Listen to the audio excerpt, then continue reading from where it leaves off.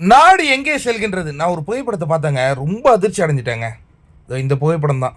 இவன் வெற்றிமாறன் வந்து அசிங்கமாக பேசுவாங்க. இவன் படத்தில் வட சென்னைன்னு ஒரு படம் எடுத்தான், அதில் எல்லாருமே அசிங்கமாக பேசுவாங்க. இவன் போய் இந்த அங்கேயை போட்டுக்கிட்டு உட்காந்துருக்கான். வேல்ஸ் யூனிவர்சிட்டி வேந்தர் தானே இவர். அடா பாவிகளா, எங்கே தாண்டா நாடு போகுது அப்படின்னு எனக்கு தோணுச்சு. சரி, இன்னைக்கு விஜய் நான் என்ன பேசுனான்னு பார்ப்போம். திமுகவை சேர்ந்தவருக்கு சொந்தமான மருத்துவமனையில் கிட்னி திருட்டு நடைபெறுகிறது. பேருந்தில் பெண்களை இலவசமாக அனுமதித்துவிட்டு ஓசி ஓசி என சொல்லி காட்டுகிறார்கள். எல்லோருக்கும் 1000 ரூபாய் தருவதில்லை, கொடுத்த சிலருக்கும் சொல்லி காட்டுகிறார்கள். கல்வி, மின்சாரம், மருத்துவம் போன்ற அடிப்படை தேவைகளை தவக செய்து கொடுக்கும். பெண்கள் பாதுகாப்பில் சட்ட பிரச்சனையில் நோ காம்ப்ரமைஸ் அப்படின்னு சொல்கிறாரு. அதாவது இன்றைக்கி வந்து விஜய் நான் வந்து திருச்சி வந்தார்ல, நல்ல கூட்டம், நம்ம சேனலில் கூட அது சொல்லியிருந்தோம். ஆனால் என்ன ஒரு பிரச்சனைனா மைக் ஒர்க் ஆகலைங்க. என்ன புசி ஆனந்த் நீங்கள் கவனிக்கிறீங்க? அண்ணன் பேசுகிறாரு, யாருக்குமே கேட்கல. லைவில் ஓடுது, புதிய தலைமுறையில் தான் நான் பார்த்தேன், எங்களுக்கும் கேட்கலன்னு அவங்க போட்டாங்க. நடைமுறைக்கு எது சாத்தியமோ அதையே நாங்கள் சொல்வோம்.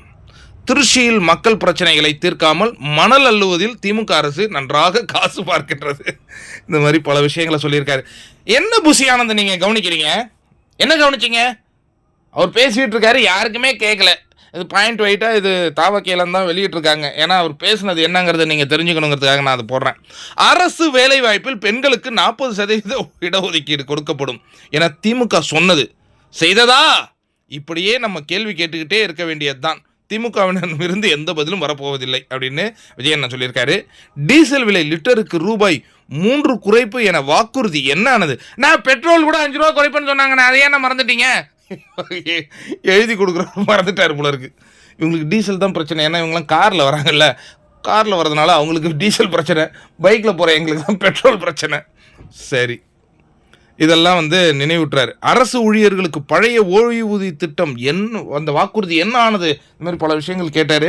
எனக்கு என்ன ஒரே பிரச்சனைனா, என்னண்ணா ஒரு மைக் செட் கூட சரியாக போட்டு வைக்கல உங்களுக்கு.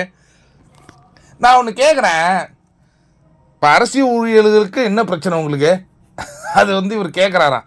நீ பேசுவாய் அப்படின்னு நிறைய பிரச்சனைகளை முன்னணி செய்தி நிறுவனங்கள்லாம் பட்டியலிட்டுச்சே, அதெல்லாம் ஏன்பா பேசவே இல்லை? இது வந்து ஜென்ரலான ஒரு பிரச்சனை. ஆனால் அண்ணன் சொன்னதிலே எனக்கு ஒரு முக்கியமான விஷயம் எனக்கு ரொம்ப பிடிச்சிருந்துச்சு. என்னென்னா, நல்ல காசு பார்க்குறாங்களாம் திமுக. தாவ ஆட்சிக்கு வந்தால் அவங்களும் காசு பார்ப்பாங்க.